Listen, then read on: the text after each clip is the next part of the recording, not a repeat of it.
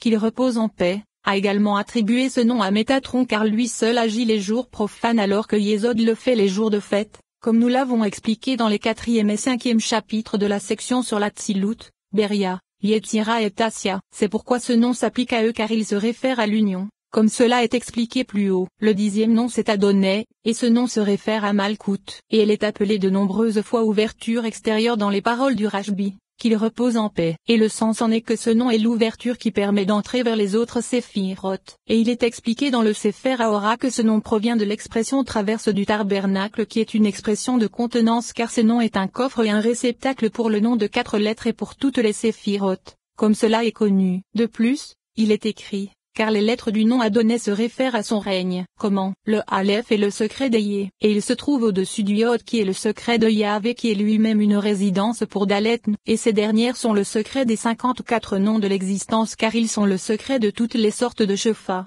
d'émanation et de subsistance prodiguées à toutes les créatures du monde. Il se trouve que ceci enseigne que tout règne et toute domination se trouve entre les mains d'Adonai, et c'est pourquoi il se réfère à l'expression de l'autorité. Car il est le maître de toute la terre par la force de Yahvé qui réside en lui. Et le sujet des 54 existences dont il est question ici est expliqué dans le 11e chapitre de la section sur les particularités des noms. Et Rabbi Moshe en a donné une autre explication dans le Sefer Hashim. Ce nom est le premier et c'est la porte vers l'unité qui permet de pénétrer de bas en haut. Et c'est la fin de l'unité en allant de haut en bas. C'est pourquoi il est à la fois premier et 10e. Et c'est pourquoi il commence par un Aleph et se termine par un Yod. Et sa fin est attachée à son début. Il est à la fois premier et dernier. Et il contient les lettres du jugement pour dire que tout se trouve en lui. Et c'est pourquoi il est appelé Adonai. Et il existe une merveilleuse explication de ce nom dans les Tikkunim. Lorsqu'il partit, il s'éleva dans Zima qui est le Aleph d'Adonai. Et au-dessus de quoi s'éleva-t-il? Au-dessus du pilier central qui est le veau,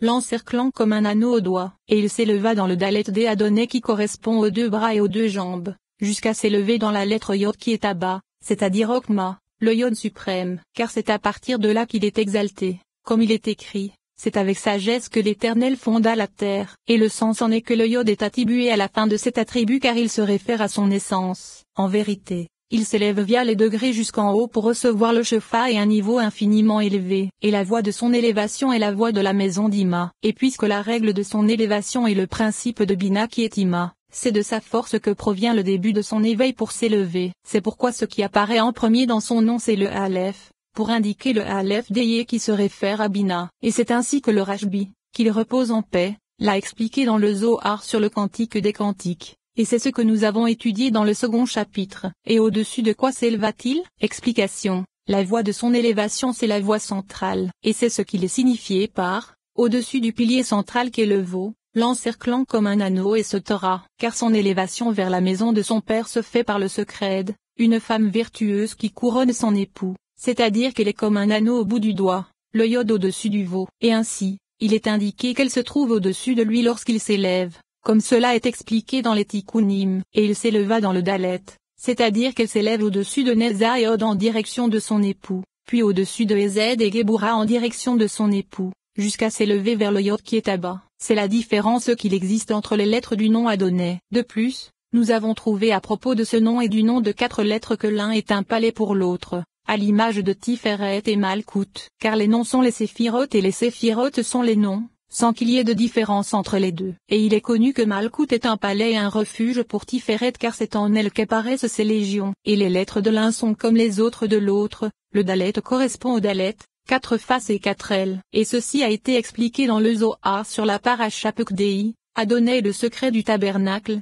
à l'image du secret suprême de l'arche, comme il est écrit. Voici l'arche d'alliance et du Seigneur de toute la terre. Le Seigneur de toute la terre c'est le saint secret du nom Aleph Dalet Nun Yod. Et ceci est semblable au secret du saint nom suprême Yahvé. Et les lettres de l'un sont semblables à celles de l'autre, le Aleph est le secret du Yod. Et cela est établi, le Dalet est le secret du Hé. L'une est semblable à l'autre et le tout ne forme qu'un seul secret. Le Nun est le secret de la lettre Vo. Et bien que l'une soit mâle alors que l'autre est femelle, l'une contient l'autre, et il est établi que le Nun et le Vo se trouvent au milieu contenus ensemble. Le Hé est le secret de la lettre Yod car c'est le secret de la petite Okma appelée sagesse de Salomon, et les lettres se contiennent les unes les autres. Le tout ne fait qu'un, et le tout ne forme qu'un seul secret contenu dans les lettres saintes, et l'intention du Rashbi, qu'il repose en paix, était ici de dire que 4 lettres servent de vêtements à 4 lettres qui les revêtent. Comment? Le aleph est un vêtement pour le iode, car tout ne forme qu'un seul sujet puisque le aleph commence par un iode, et l'extrémité supérieure du iode est un iode. Et ensuite, le corps du iode se développe comme le veau central du aleph, et ensuite, l'extrémité inférieure du iode qui est un iode est semblable au iode inférieur du aleph, et tout comme ces 3 choses présentes dans le iode se réfèrent aux 3 premières, comme nous l'avons expliqué dans le premier chapitre de la section sur le nom de 4 lettres. De même le aleph se réfère aux 3 premières comme nous l'avons expliqué dans le 4e chapitre de la section mentionnée ci-dessus. Voici que le iode s'applique au aleph. De plus, le hé se revêt du dalet. Il est connu que le dalet et le hé ne font qu'un, mais l'un se réfère au petit veau qui se trouve en lui, et l'autre se réfère à l'essence de Bina. Comme il est dit, le hé était un dalet, et nous avons expliqué cela dans le 11e chapitre. De plus, le veau se revêt d'une, et la difficulté provient du fait que le noun se réfère à Malkout et le veau à Tiferet, et il est répondu que la petite extension qui se trouve dans le noun se réfère au veau. De plus, le yod se revêt du hé, et ceci est explicite car le hé et le yod ne font qu'un dans Malkout, et c'est pourquoi il est dit que c'est la petite Okma et ce Torah, car le yod se revêt du hé et est appelé petite Okma, et puisque tout comme le yod se revêt du, le hé se revêt du yod. Il n'y a rien à dire car tout comme on se voit face à face on ne peut pas se voir dos à dos. Et c'est pourquoi ce qui est l'arrière dans un cas est l'avant dans l'autre cas, et ce qui est un vêtement dans un cas est l'intérieur dans l'autre cas. Ainsi, nous avons atteint ce que nous voulions dire dans cette section à propos de l'explication des noms que l'on ne doit pas effacer. En vérité, il se trouve que l'association de 2 ou 3 noms ensemble, comme par exemple El Elohim Yahvé ou bien Elohim Eleh, ou comme El Shaddai ou Elohim Adonai, vient indiquer l'union des attributs selon leur œuvre, leur accouplement et ce qu'ils prodiguent vis-à-vis de la chose désirée. Et certaines de ces associations seront expliquées, avec l'aide de Dieu, dans l'arrangement des appellations. Et voici que nous en avons terminé avec ce chapitre et cette section.